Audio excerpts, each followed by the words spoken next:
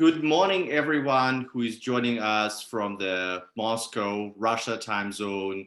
Good afternoon, everyone who is joining us from Asia. My name is Alex Gabuev. I'm a senior fellow at the Moscow Carnegie Center, and I'm going to be the host of this meeting. Very sorry for being late. I think that we are all stuck in this pandemic madness, and you know that technology, the Zoom that we live on, sometimes has issues. So I'm really sorry about that. Today we have a really important topic that is somehow overshadowed by the ongoing drama of the U.S. election campaign, by various issues around the world, new war in Southern Caucasus, revolution in Kyrgyzstan, skirmishes on China-India border. There are many things that go on now in this wonderful year of 2020, and it's not over yet. But there is one crisis which made a lot of headlines last year and beginning of this year to some extent, but which is overshadowed by the pandemic and global dynamics. And that's the situation on the Korean Peninsula. Although I think that this is still one of the key and crucial elements of the global stability and one of the key flashpoints that global powers, regional powers, the business community should watch very closely, because that's a source of tensions where we have the interests of two superpowers at stake. We have a lot of competing interests between regional powers, and we have a very fluid situation on the peninsula itself. Today, I'm very honored and happy to be joined by two senior colleagues and friends who are among the most knowledgeable people on this planet. On everything Korean and North Korean. I'm happy to introduce my colleague Lee Chun-min, who is senior fellow with the Asia program at the Carnegie Endowment, and Andrei Lankov, who is professor at Kookmin University in Seoul. I want to structure this conversation like I will probably give floor to first Chun-min and then Andrew, and they will talk for like roughly 10 minutes each. Then we jump into Q&A and talk among ourselves. And then we'll have about 20 minutes for taking questions from the floor. And I think that in the description of this video, there are various features how you can leave the questions, and they will be passed to me, and I'll discuss that with our speakers.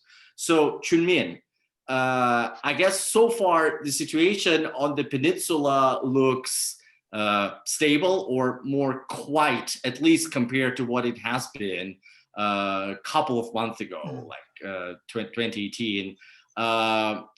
Is that a deceiving picture? Is there much going on that we should be worried about? And what are the key things that you would watch till end of this year and probably beyond?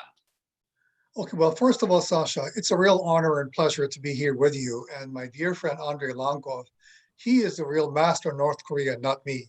So if there's anybody on the planet who knows anything about North Korea and who's a real, I guess, knows everything in Pyongyang that's going on, I would dare say it is Dr. Andrei Lankov. My take on this, let me begin just to put the Korean Peninsula issue in a global context. The first is we have U.S. elections, as you mentioned, in November 2020. And it looks likely that Biden is going to win, knock on wood. But regardless, I think even if Biden wins or Trump wins another election, the broader strategic trends in the world will remain fairly unchanged. In other words, I see that the US is slipping in relative terms in its global posture. In Asia, you will see a much more powerful China, a much more assertive China. And in that sense, the Russian-Chinese entente, for the time being, means that the strategic interests of Mr. Putin and Mr. Xi Jinping are aligned. And so long as these two leaders remain in power, and so long as Moscow and Beijing sees the US as a common adversary, I believe that the broader geopolitical template will remain fairly, I guess, consistent. From that perspective, of course, you see what will be the most important factor that will determine events on the Korean Peninsula. I see a couple of really important trends. The first is the emerging U.S. China Cold War. Some people have called it a new Cold War. Some have said it's not a Cold War, but it is a de facto Cold War. And what I see happening over the next 5-10 year time frame throughout the 2020s is a very robust and a much more assertive China than ever before, militarily, economically. And I think the whole Huawei dispute that the Trump administration really pushed into the face of the Chinese and all American allies in the EU and Asia as well, that will be a watershed moment because this will convince the Chinese we must have a new source of technology, R&D, other than the Americans. And I think the next 10-15 years, the Americans will be forcing China to become much more self-reliant on technology. So that is one thing that's happening. So the U.S. China rivalry is going to become one major driver. The other driver is that all of the Asian powers, Japan, South Korea, Taiwan, Southeast Asia, and so forth, they've all had very long ties with America, but those ties are being rapidly changed. Except Taiwan, you see a very different mix in Asia because this is what I call the China dilemma. All of American allies have crucial trade ties with China. And despite the US-China trade dispute, no American ally is going to decouple itself from the Chinese market. That's going to be almost impossible to do. So unlike any other time in US foreign policy, Sasha, the Americans want its allies to become much more anti-China, but the problem is none of the Asian allies, maybe except for Japan and maybe Australia because of the Quad, are willing to create a so-called Asian NATO to counter China. That I think is the wrong move, and it is very, very impractical. So if you look at those two broad trends, how does this all impact what's happening on the Korean Peninsula? First of all, I think in 2011, this will be Kim Jong Un's 10th year in power. In that time, he has shown to be a very savvy leader, a modern leader. He has reached out to the Chinese and Russians. He reached out, of course, to Donald Trump, had two major summits, one mini summit on the DMZ. He had 3 meetings with President Moon Jae-in, met with Xi Jinping 5 or 6 times. So he is now on the world stage. But Kim Jong-un suffers from 3, I guess, complex converging problems. Number one, the economy is not really doing very well. The sanctions are crippling the North Korean economy as we speak, despite so-called de facto market reforms over the last several years. So sanctions and the economy are doing fairly poorly. Number two, his dependence on China is becoming bigger and bigger and bigger.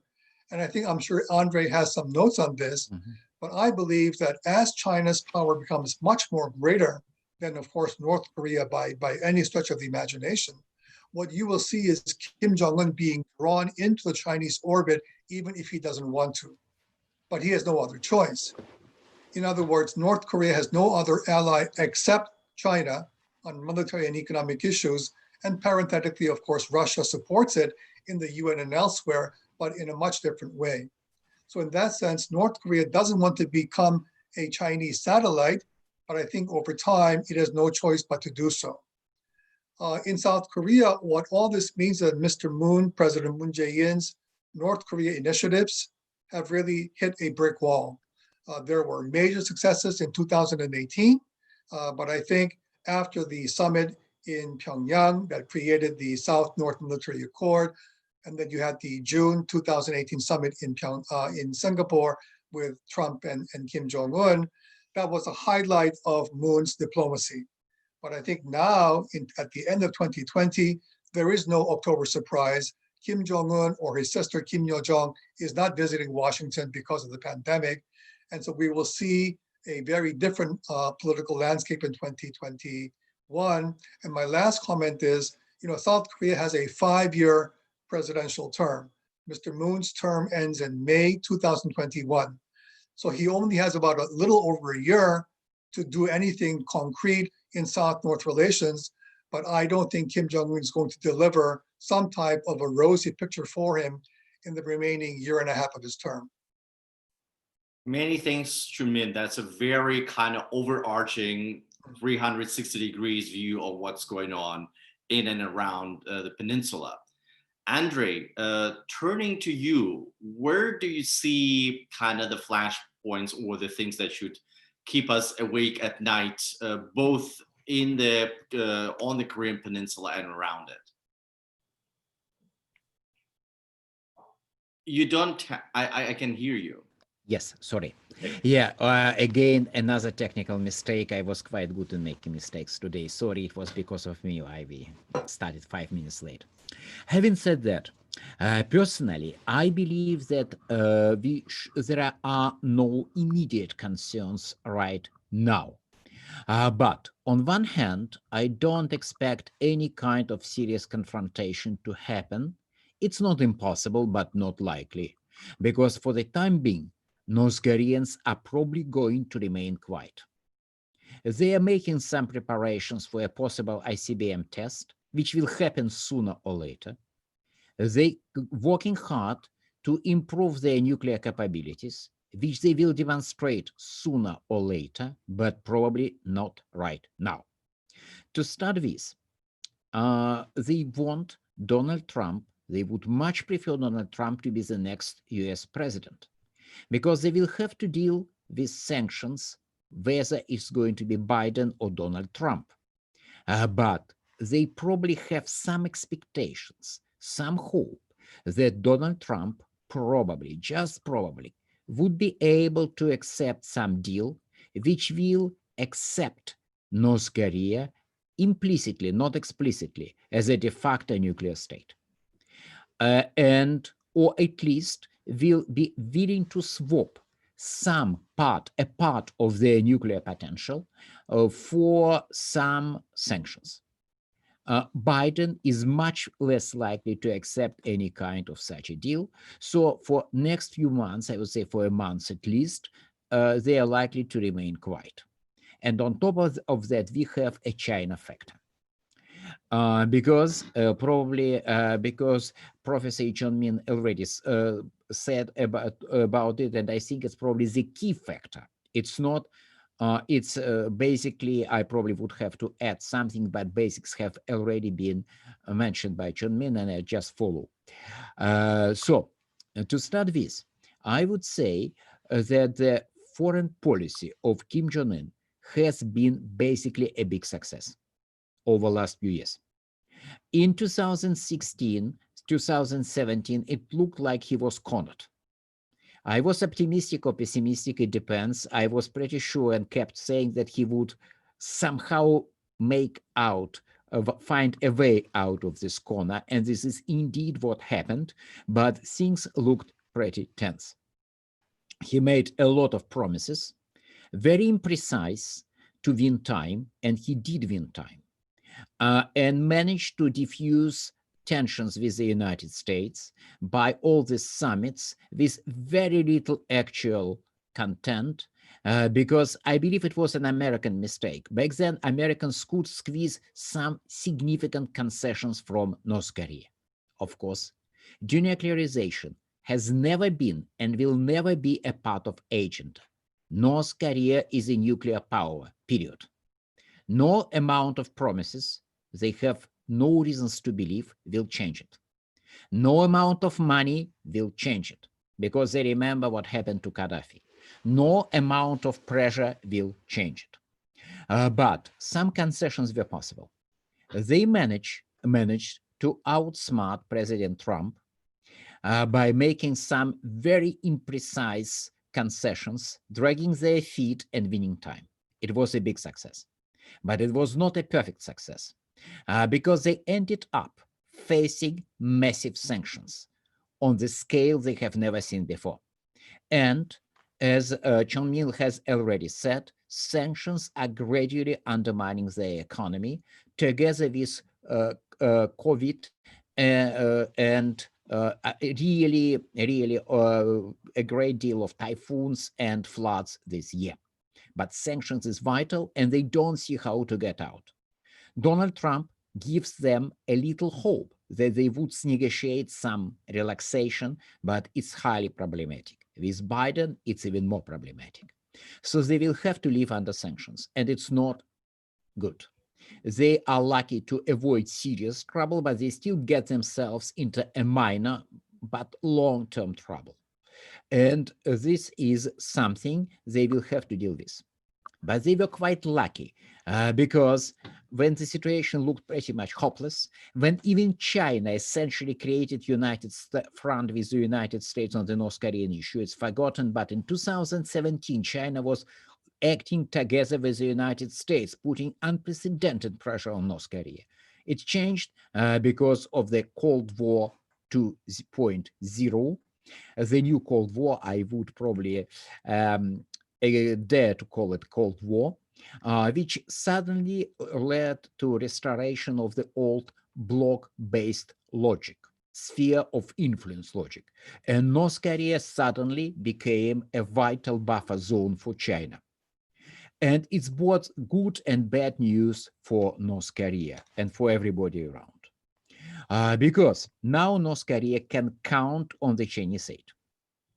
I'm pretty sure that in spite of the really excessive measures related to the quarantine, all these measures around COVID, in spite of the natural disasters, and above all, in spite of sanctions, no major famine is going to happen in North Korea. It will be prevented by the Chinese.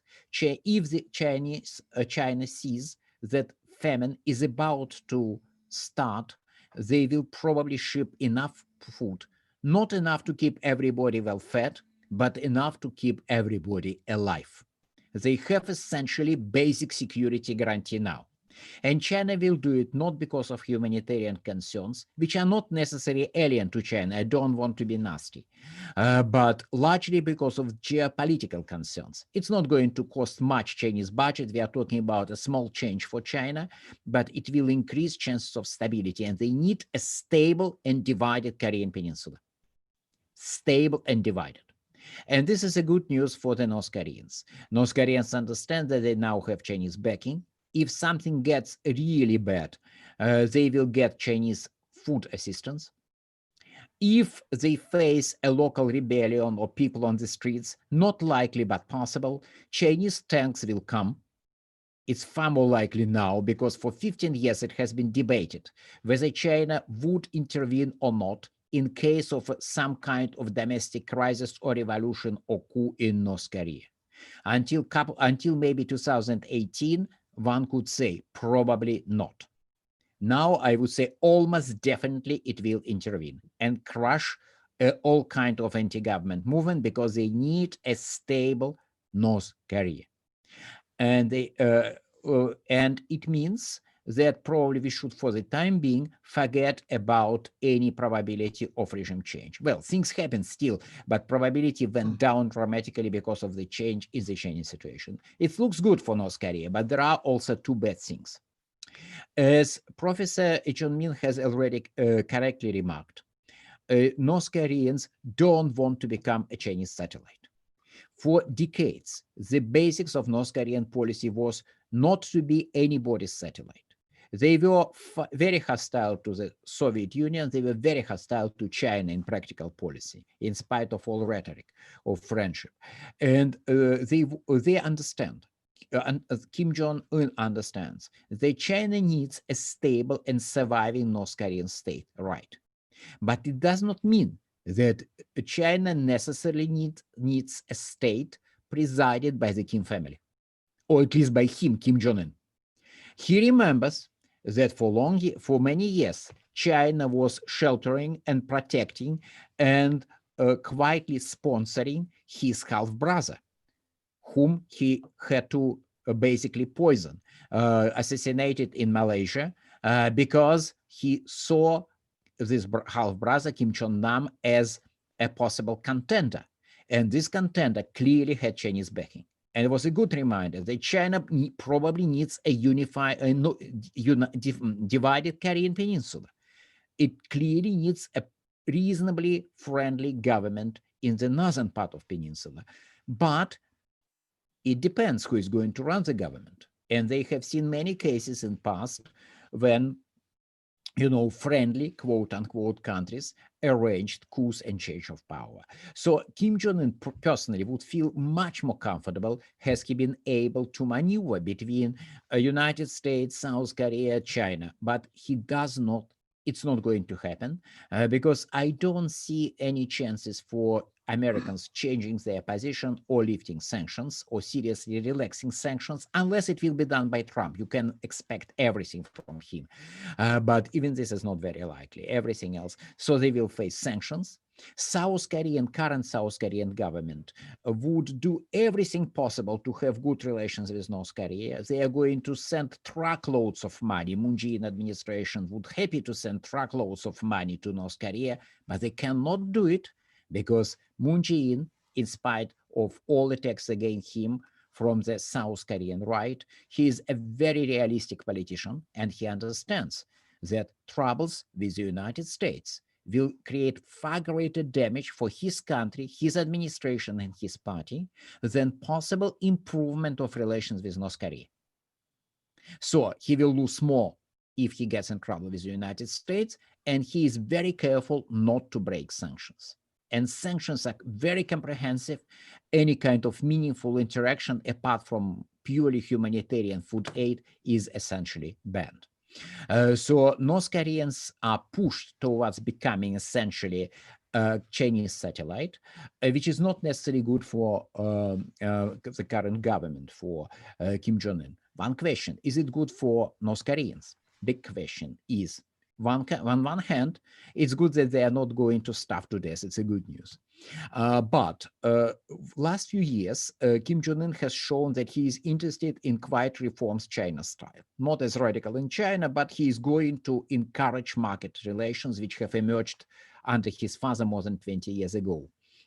And it's not clear whether he will be more willing to advance such policy if he has Chinese backing or not, because encouraging economic reforms is politically risky.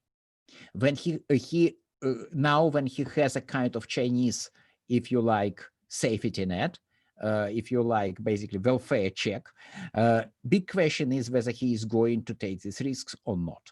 If he is not, it means that North Korea is going to be frozen, maybe for decades. Sounds excessive, but you never know. It can be something which will last for few months, or maybe something which will last for 10, 15, 20 years. But still, probability of reforms exists, and I hope that reforms will continue. Yes, it's all. My 10 minutes, actually 2 minutes overstay. For a deep dive in all the issues North Korea.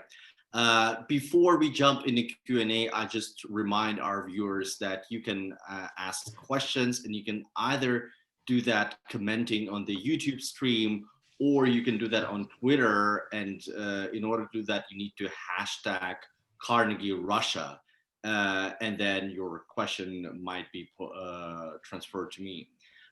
So Chunmin, I think that talking about Trump's strategy is unnecessary. It's very hard to figure out whether there is a strategic approach and method behind the madness.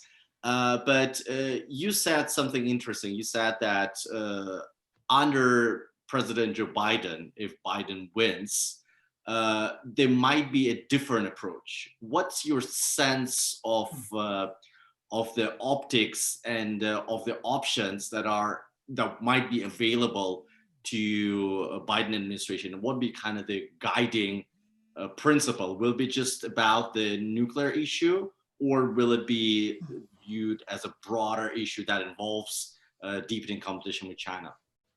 You know, Sasha, I think amongst every U.S. president that I've been able to track and follow for the last 30, 40 years, Donald Trump, without doubt, was the worst possible U.S. president for the Korean-American alliance. Here you have a sitting U.S. president who says that the U.S. and South Korean military exercises are too expensive and threatening to Kim Jong Un. This was music to Kim Jong Un's ears. The only good thing I would say about Trump's North Korea policy is that he made an effort to meet with Kim Jong Un one-to-one. And I think that was something you have to give this guy credit for. But the problem is, what did he do with it? This was a bromance, as we know from John Bolton's memoirs. In the more recent book written by Bob Woodward, we see that, for example, Trump was fixated with the idea that that Kim Jong Un was going to somehow bolster his image back at home as the U.S. president who brought peace to the Korean people. So, Donald Trump's mind works in a very different space than Joe Biden. What I think Joe Biden will face are three critical challenges relating to Korea. Number one, as Andrei correctly pointed out, North Korea, whether we say it or not, is a de facto nuclear weapon state. She has between 60 and maybe even 90 nuclear warheads. Nobody really knows based on open sources. But North Korea is basically maturing its nuclear arsenal. She might have very soon a nuclear-tipped SLBM, which will be a game changer for South Korea and Japan and the US. North Korea has other arrays of long-range and mid-range ballistic missiles. So this is something that Kim Jong-un will never change. So from Biden's perspective, he realizes that despite 30 years of diplomacy, whether it's the nuclear earlier agreement with the light water reactors and so forth, American, Korean, and Chinese and Russian efforts to dissuade North Korea from going nuclear has failed. So what Biden will do, he will take 6 months to review the North Korea policy. He will not go back to the Trump regime. What he will go back to, I think, is some type of a new so-called strategic ambivalence or ambiguity that was practiced by President Barack Obama. In other words, the Americans do not really want to engage North Korea fully. They will maintain sanctions, but for the most part, I think we'll see very little change from Barack Obama's approach to North Korea and Biden. The second big factor, however, is China. Biden realizes that if he becomes president, he will deal with the most powerful China since China opened up in 1978.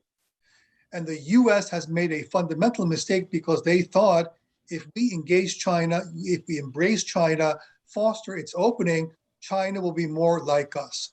China will not be a full-fledged democracy, but she will be a much more friendlier state to the US. And the fundamental mistake Americans made is they did not expect China to have great power ambitions. This is very funny because America has had great power ambitions, so has Russia, historically other powers who have gone up and down. Why do you make an exception for China? So for Biden, he will be the first American president, Sasha, who will face a very powerful, strong, assertive China, especially after the pandemic. And the pandemic has done so much damage to American soft power throughout the world that even with China's really gross mistakes, beginning with the virus in Wuhan and that spread all over the world, China comes out much better in terms of its pandemic management than the Americans. So that's what Biden has. And that will impact the Korean Peninsula because the Chinese will now say, if you want us to support your program on the Korean Peninsula, well, I cannot do this for free. You must give me something in return. And that's what Xi Jinping will tell Mr. Biden. The third and final factor that will, I guess, push Biden is US relations with Japan. Japan has a new Prime Minister Suga, who was the #2 for the last 8 years. He will not do anything drastic because the LDP faces elections next fall. And so in the next year, Suga is not going to do anything to hurt US-Japan relations. And of course, Biden is very supportive of US-Japan relations. But what I think Biden will do if he becomes president, Sasha, is he will push the Koreans and the Japanese to come to some type of a modus vivendi, despite the bilateral discord that's been peaking for the last 3-4 years. So in that sense, what Biden will do is he will push North Korea to the side a little bit after he does a policy review. He will ask for Chinese support, but realize that he will not get much. And then he will also ask the Koreans to work more closely with the Japanese over North Korea and other critical issues. Do you think that de facto recognition, not official recognition, but de facto recognition that North Korea is a nuclear state, that it's impossible to change, and the last thing that Kim will give up is the nukes? So why wouldn't Biden administration, after doing its review, try to come up with a kind of more modest version of the deal that India and Pakistan got in order to be brought back in the international community? Well, that has two major problems, because I think the anti-nuclear proliferationists within the Biden team are very, very strong. And so they would argue that although North Korea is a de facto nuclear weapon state, we cannot recognize it as such. The second problem is if you do recognize North Korea, as the US did with India, for example, as a de facto nuclear weapon state, although they never used that term, well, what about South Korea and Japan? Are they going to go nuclear? Will they consider nuclear options? So from a Biden perspective, if you recognize North Korea's nuclear weapons as a legitimate source of national defense, then of course you would have to give the same type of assurance that maybe the Japanese and South Koreans could have their own nuclear arsenal, which in my personal view would go against their own security interests. So in that sense, I think despite all the problems, and you're absolutely right, I don't think Biden will recognize even half-heartedly a nuclearized North Korea. And even the risk of North Korea slipping deeper into China's pockets won't prevent him, because that's a situation that he can actually manage. Right. But the key thing here is, I think the one thing that the North Koreans want from Joe Biden or Trump is sanctions relief. That's what's really hurting their economy and Kim Jong Un's legitimacy. But this is the biggest card that Joe Biden has. And remember, under Trump, although the US supports sanctions on North Korea, what has happened is because he wanted to please Kim Jong Un, he really hasn't pushed China or Russia, for that matter, to become more stringent on sanctions vis-a-vis North Korea. So in that sense, I think Biden realizes that he doesn't really have that much leverage when he deals with North Korea. Thanks. Andrei, I think that what I hear from Chumin is that if Biden is elected, the Biden policy towards North Korea will be very much Barack Obama's strategic ambiguity approach 2.0. What do you think? How will the Kim regime react to such policies? So there will be no openings for such large diplomatic gains like summits with the US president as he had under Trump. So what will the regime do? Without China, without considerations, in the past, when China was not as important as now, and then sanctions were largely symbolic, I would expect that North Koreans would quietly resume tests of their ICBM and nuclear weapons. First of all, to remind the United States that they do exist. Second, to improve their capability. And now they probably would like to do it, but there is a serious restriction, that is China. It's not clear for me, and I would not dare to give any certain answer to the question, whether currently North Koreans are willing to, well, whether to which extent China is capable of preventing North Korea from having another test. I don't know. In the past, say, without sanctions, without what we saw, without all this bloody nose rhetoric, without all these summits, countless summits, broad smiles, no agreements, no substance. Without it, I would say Biden would probably leave, will be occasionally awakened in the middle of the night with the news about another ICBM launch or nuclear test. Now, I'm not so sure. But it has nothing to do with the US policy. It's because of China, because China doesn't want this type of things. China doesn't want North Korea to advance its nuclear program because it's unnecessary complications, and because China, like United States, like Russia, does not want to see proliferation. So it's a bit of a question mark. And this is why they would prefer to deal with Donald Trump. He is risky, he is unpredictable, but there is some probability of breakthrough. And talking to basically what Chun-Min has already said, I would add another reason why Biden would be very careful with pushing this kind of implicit acceptance of North Korea, domestic politics. Because my understanding, I've been talking to the Americans on this issue for nearly 20 years, and I can see what's happening. When I was saying that North Korea would never, ever surrender nuclear weapons 15 years ago, I was seen as a maverick Russian pessimist.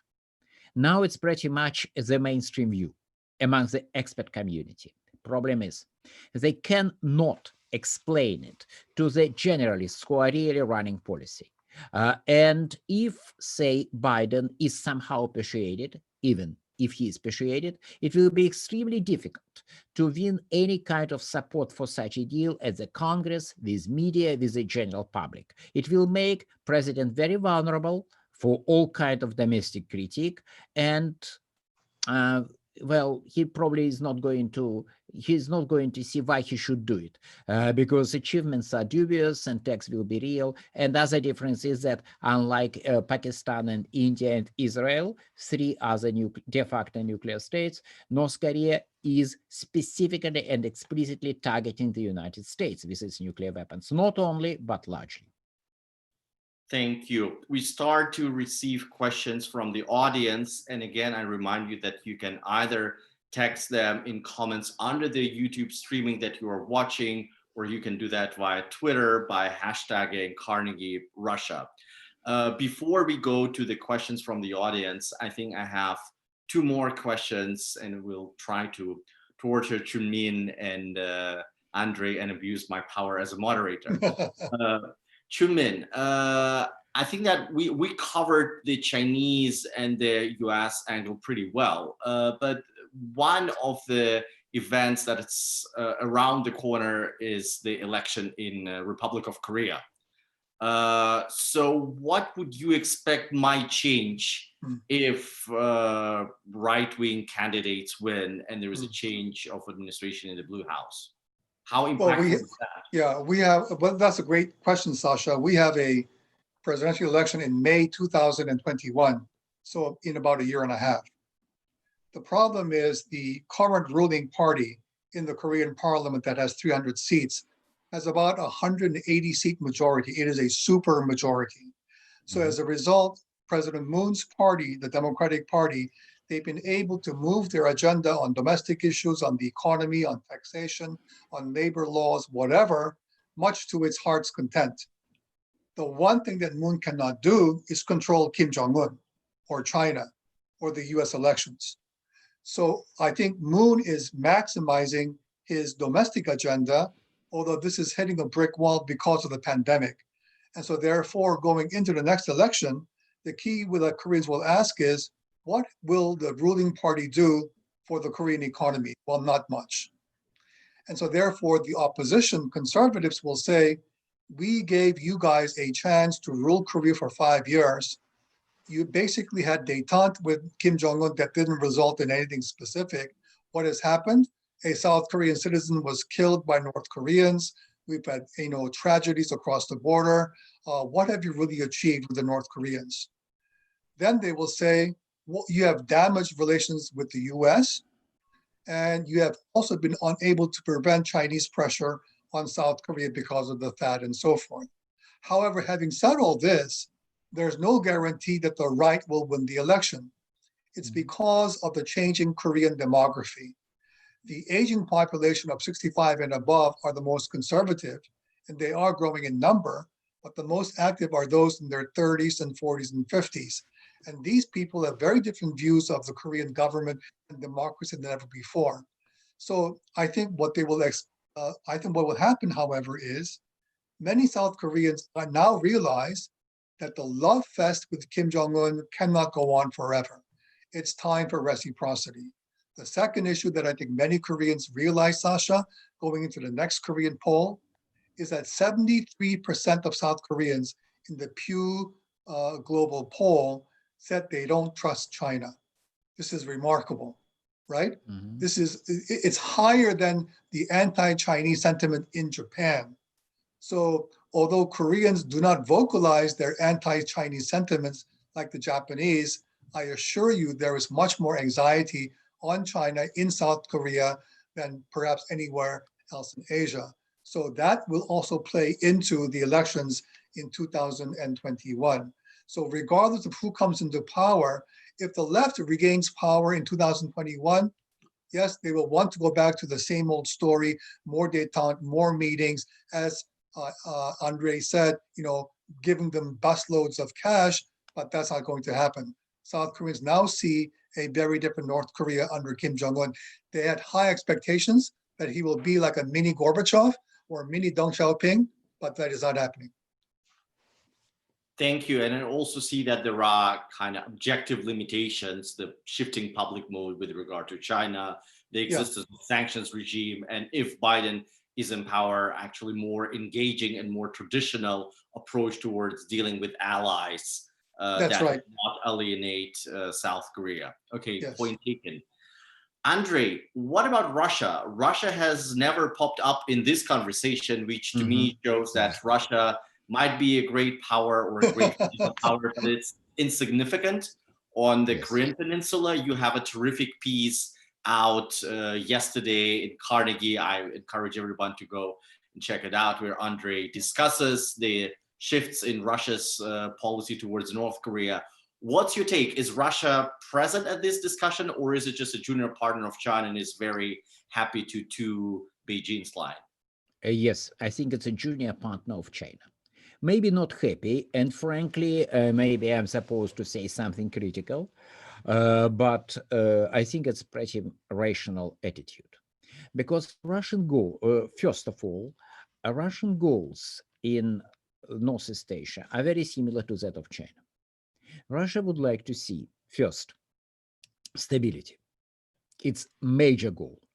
Not because Russia is a great peace-loving country, well, every country is peace-loving, but having said that, it's more complicated a bit. That is, in this area, if there is any kind of serious problem, this problem, Russia is not in position to benefit. It's not going to be a good news. Russia would like to see this region stable. First. Second, it's not officially repeated too much because of clear diplomatic considerations, but Russia would like to see Korea divided. Stability more important than division. If there is unification, even under South Korean control, Russia will accept it, grudgingly accept it. But in the ideal world, second goal is division, because emergence of a unified Korean state, which is likely to be, first of all, an ally of the United States, not necessarily so, but ally of the United States, which might be very assertive and highly nationalistic. And because there will be a great deal of chaos in post-unification Korea, probably in order to sort of mobilize the popular support, future united Korean government will probably use usual nationalist card, which works very well in Korea like elsewhere. Korea is a very nationalist place, by the way. And maybe some of this territorial claims, everything, not good. American alliance, not good. Acceptable, Russia can live with it, but prefer not to live with it. And third is denuclearization, but the problem is that basically it has been long accepted in the Russian expert community, is that denuclearization is not going to happen, no matter what. And North Korea will remain nuclear. So it's a dream which is not going to become reality anytime soon. So if it's kept under control, it's good. You see, it's essentially Chinese goals, differences, stakes. Before all this sanctions mess began, China's trade with North Korea was about 6 to 7 billion US dollars. I usually test my students at class and ask, what is Russia's trade with North Korea? How do you think? They usually say 1 billion, 2 billion. No. Before the sanctions, it was 100 million. 60 times, not 16, 60 times less than trade with China. If you calculate indirect trade, well, some people say it's not correct. Actual trade is much larger. Well, maybe 2 or 3 times larger because of indirect trade via China, because of some illegal deals. But still, China also does a great deal of semi-legal, illegal, unregistered trade and much more smuggling than Russia. And before sanctions, because, well, it was a smuggling paradise, this border rivers. So basically still 50, 60 times. So if you have a country with which you have a sort of quasi-ally, entente agreement, I would say, the country which has in a particular region similar goals as you have, but a country whose stakes are much, much higher, I think it's quite reasonable to let this country to take the driver's seat and feel comfortable in the back seat. And this is exactly what Russia is doing.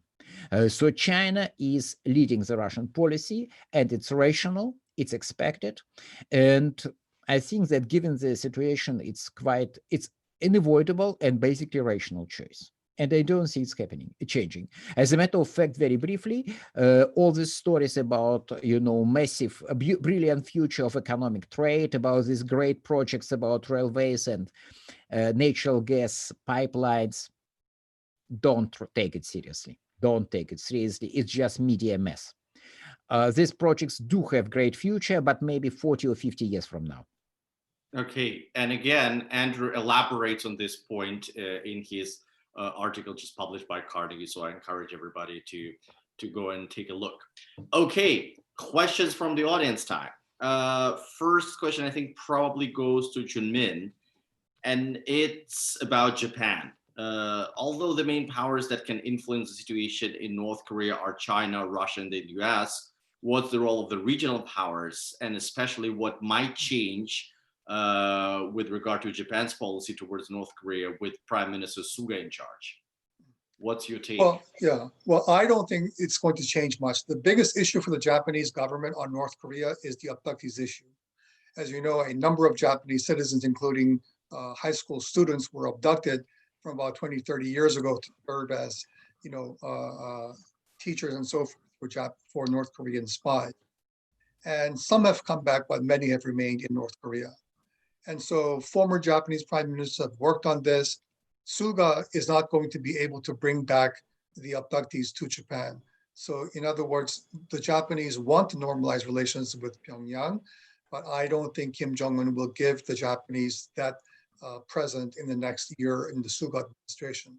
If Suga wins the re-election next year and has a fresh mandate, then he will be able to put in a much more comprehensive North Korea policy.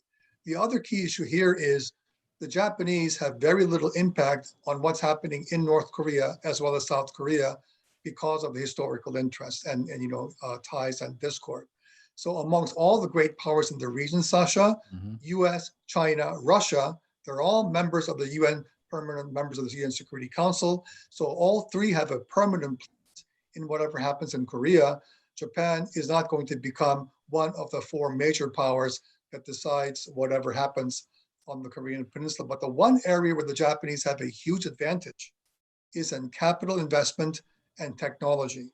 And that's something that if the North Koreans are able to open up, the Japanese will be able to put in a lot of their capital and technology, which will boost the North Korean economy. But of course, that will only happen if there is a political normalization.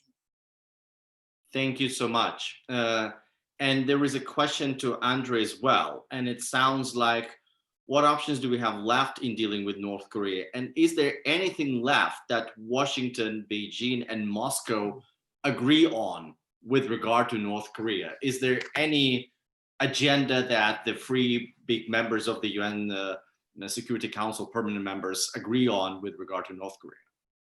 Well, if you want me to be optimistic, I would say they all agree that nuclear North Korea is bad. It's bad because it can do something silly, not necessarily against the United States, against other participants too. Bad because it creates a bad precedent for proliferation. Bad because it creates many opportunities for nuclear technology and nuclear material moving to very wrong hands. But on this point, so everybody says it would be nice to have a non-nuclear North Korea. And then we have contradictions of the real interests. Because the United States are willing to exercise a great deal of pressure on North Korea. If it provokes domestic discontent or a small civil war, for Americans, it will be something which will happen across the ocean. Not a big deal. For the Russians, it will be something which will happen very close to the Russian borders. Sort of big deal. For the Chinese, it will be something which will happen next to their major urban and industrial centers. Really, really big deal. I believe that Americans would care about political stability in Mexico much more, even if, and then they care about, say, political stability in North Korea. So for the Americans, for the United States, the only concern related to North Korea is nuclear. For them, North Korea is essentially a nuclear state, period, nothing else. Everything else, they don't care much. For the Chinese, it's a buffer, important buffer zone. It's strategically important region. And as a result, when Americans face a choice between a nuclear North Korea and an unstable North Korea, Syria-like, Libya-like situation in North Korea, which will, however, create real chances for denuclearization, their choice is obvious. It's a country far away. Let's take the risks. Well, actually, I'm simplifying. Not everybody in the United States. Many people in the United States still say crisis is risky, especially the more nuclear warheads North Korea get, the more risky it becomes. But for the Chinese and Russians, and increasingly for the South Koreans, stability is a price. Actually, nuclear, absence of denuclearization is a price they are willing to pay for stability, because for them, a stable nuclear but stable North Korea is a lesser evil than unstable North Korea. And there is a sort of paradox. The more nuclear weapons North Korea gets, the more reasons its neighbors have to worry about its stability. Because a Syria-style civil war in North Korea of, say, 2005, just before the first nuclear test, would be a bad news. A Syria-style civil war in a country which has well over 50 nuclear devices is a really, really bad news. So there is such a disagreement. So Americans are willing to exercise sanctions and push North Korea to possible crisis. If not all, again, not all, there are disagreements about it in the U.S. amongst the U.S. experts and policy makers. But all other participants would definitely prefer to live with nuclear North Korea as long as it remains stable and not especially dangerous. Thanks. And there is a very brief last question to Andrei. What do the US and South Korea expect Russia to do in case of Biden's win? Well, on theory, they expect Russia to be cooperating with the UN Security Council and not breaking or, keeping all the resolutions, following all these resolutions, and putting some pressure on North Korea. Well, I don't see Russia, or for that matter, China, too openly challenging the UN Security Council resolutions. But active cooperation, I would not expect it to happen, because once again, nobody in the Russian leadership is happy about North Korea as it is now. Okay. Nobody is happy about nuclear weapons. But as I have said, stability, division, and stability and division are much more important, especially stability, than denuclearization. So nobody is going to take risks risks of massive confrontation, civil war nearby, which will create serious damage for the Russian interests and will create some outcome which will probably not will be very favorable for Russia, because pro-Chinese government in North Korea, Chinese complete puppet, not good. Unified government which will be an ally of the United States, maybe even worse, definitely not much better. And chaos, really bad. So stability is a favorable option. So Russia is not going to hit North Korea too hard, push North Korea too hard. On the other hand, however, North Koreans should not count on significant support from Russia, because it's very much an issue. Okay, point well taken. Well, you didn't manage to be optimistic, gentlemen, but you managed to be you. That means very insightful, deep, and sober analysts and very experienced people. I thank you very much for being with us today. I think everybody who has watched this video, and I also want to express my sincere gratitude to the Korea Foundation, which supports a project researching situation on the Korean Peninsula and Russia's role in it. I hope that we will be able to catch up and compare notes. It's not such a distant future. Thank you so much, Andrei and Chunmin. Thank you. It was my pleasure, and it was great to be on air with you and with my very good friend, Andrei. Thank you. Thank you. Dave, yes. thanks. Pleasure for everybody. It was really pleasure to be with all of you. Yeah. Yes. Yeah. Thank you. Thanks.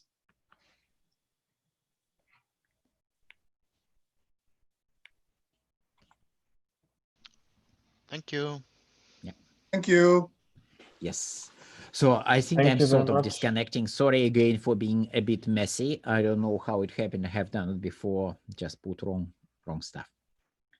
Andrei, make sure that we catch up soon. Yes, preferably maybe because I have very flexible.